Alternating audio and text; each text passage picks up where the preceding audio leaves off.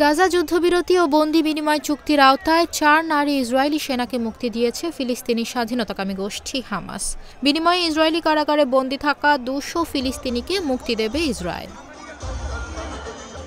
গাজা শহরের প্যালেস্টাইন স্কয়ারে একটি মঞ্চে ইসরায়েলি সামরিক ইউনিফর্ম পরা ৪ সেনাকে রেড ক্রসের প্রতিনিধিদের কাছে হস্তান্তর করতে দেখা যায়। এ সময় হামাসের সশস্ত্র শাখা কাসাম ব্রিগেডের সদস্যরা উপস্থিত ছিলেন।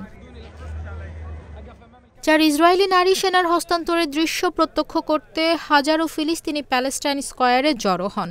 মুক্তিপ্রাপ্ত সেনারা হাসি মুখে হাত নাড়িয়ে তাদের ধন্যবাদ জানান।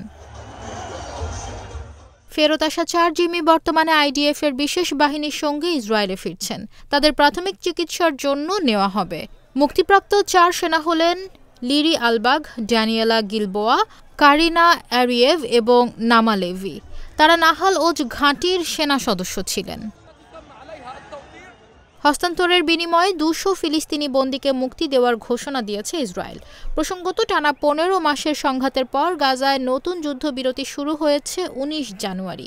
চুক্তি অনুযায়ী প্রতিটি ইসরায়েলি বন্দীর মুক্তির বিপরীতে ৩০ জন ফিলিস্তিনি বন্দীকে মুক্তি দেওয়া হবে। যুদ্ধবিরতির মধ্যস্থতাকারী মিশর জানিয়েছে, প্রথম ৬ সপ্তাহে মোট ১,৮৯০ জন ফিলিস্তিনিকে মুক্তি দেওয়ার পরিকল্পনা রয়েছে।